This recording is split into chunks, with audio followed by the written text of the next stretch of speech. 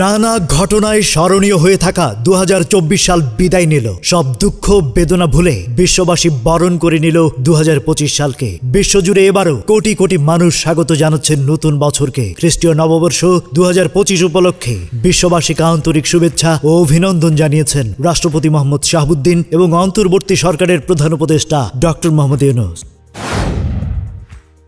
29তম ঢাকা আন্তর্জাতিক বাণিজ্য মেলা শুভ উদ্বোধন করলেন প্রধান উপদেষ্টা ডক্টর মোহাম্মদ ইউনূস। বুধবার সকাল 10:30টার দিকে পূর্বাচলে বাংলাদেশ চায়না ফ্রেন্ডশিপ এক্সিবিশন সেন্টারে এ মেলার উদ্বোধন করেন তিনি। এ সময় তিনি তরুণ উদ্যোক্তাদের বিনিয়োগ করার আহ্বান জানান। মাসব্যাপী এ বাণিজ্য মেলা প্রতিদিন সকাল 10টা থেকে রাত 9টা পর্যন্ত চলবে, তবে সাপ্তাহিক ছুটির দিন রাত 10টা পর্যন্ত মেলা চলবে।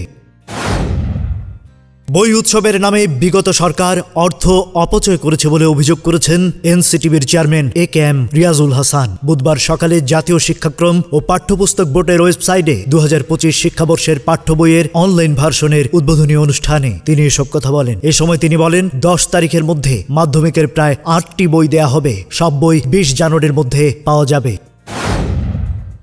সরকারি বেসরকারি মেডিকেল কলেজে ভর্তি পরীক্ষায় স্বচ্ছতা নিশ্চিত করতে দেশের সকল কোচিং সেন্টার বন্ধ রাখার নির্দেশ দিয়েছে সরকার। মঙ্গলবার স্বাস্থ্য শিক্ষা অধিদপ্তর থেকে এই সংক্রান্ত একটি বিজ্ঞপ্তিতে বলা হয়েছে, বুধবার 1 জানুয়ারি সকাল থেকে 20 জানুয়ারির রাত পর্যন্ত দেশের সব কোচিং সেন্টারের কার্যক্রম বন্ধ থাকবে। নির্দেশ অমান্যকারীদের বিরুদ্ধে কঠোর ব্যবস্থা নেওয়া হবে বলেও উল্লেখ করা হয়েছে। বিএনপির স্থায়ী কমিটির সদস্য ডক্টর আব্দুল মঈন খান বলেছেন, জুলাই অভ্যুত্থানের মাধ্যমে 17 বছরের স্বৈরাচারী শাসনের অবসান ঘটেছে। তিনি বলেন, রাষ্ট্র মেরামতে সংস্কার চলমান প্রক্রিয়াধীন। সংস্কারের কথা বলে নির্বাচন বিলম্বিত করা ঠিক হবে না। জাতীয়তাবাদী ছাত্র দলের 46তম প্রতিষ্ঠাবার্ষিকী উপলক্ষে সকালে দলের প্রতিষ্ঠাতা জিয়াউর রহমানের সমাধিতে শ্রদ্ধা জানানোর সময় তিনি আহ্বান জানান।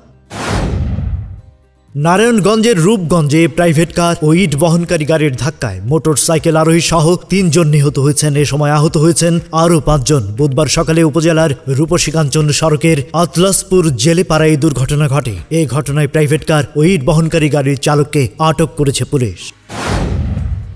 ফিলিস্তিনে ইসরায়েলি বর্বরতায় প্রায় 13,000 শিক্ষার্থী নিহত হয়েছেন। 2023 সালের অক্টোবর থেকে ফিলিস্তিনের গাজা ও পশ্চিম তীরে প্রাণ হারিয়েছেন তারা। এছাড়া ইসরায়েলের হামলায় একই সময় আহত হয়েছেন আরও অন্তত 21,000-এর বেশি শিক্ষার্থী। ফিলিস্তিনি তথ্য কেন্দ্রের বরাতে শিক্ষা মন্ত্রণালয় এক বিবৃতিতে এই তথ্য জানায়। চুক্তি শেষ হওয়ায় ইউক্রেন হয়ে ইউরোপের দেশগুলোতে রাশিয়ার গ্যাস সরবরাহ বন্ধ রয়েছে। ইউক্রেনের প্রেসিডেন্ট ভ্লাদিমির জেলেনস্কি জানিয়েছেন, ইউরোপে গ্যাস সরবরাহের জন্য রাশিয়ার গ্যাসপ্রোমের সঙ্গে ইউক্রেনের গ্যাস ট্রানজিট অপারেটর নাফতোগ্যাজের যে 5 বছরের চুক্তি ছিল তার মেয়াদ শেষ হয়েছে গতকাল। তারা আর তাদের ভূখণ্ড হয়ে ইউরোপের দেশগুলোতে রাশিয়াকে গ্যাস সরবরাহের সুযোগ দেবে না। কাতার বিশ্বকাপের ফাইনালে ফ্রান্সকে হারিয়ে 36 বছরের আক্ষেপ ঘুচিয়েছিল আর্জেন্টিনা। এরপর থেকেই দুর্দান্ত ছন্দে রয়েছে আলবিসেলেস্তোরা। ইউরো চ্যাম্পিয়ন স্পেন ও champions league, La Liga, UEFA super cup, Spanish super cup, international cup জেতা রিয়াল মাদ্রিদকে হারিয়ে 2024 সালের সেরা হয়েছে মেসি বাহিনী। তাই ইন্টারন্যাশনাল স্পোর্টস প্রেস অ্যাসোসিয়েশনের বর্ষসেরা ফুটবল দল নির্বাচিত হয়েছে আর্জেন্টিনা।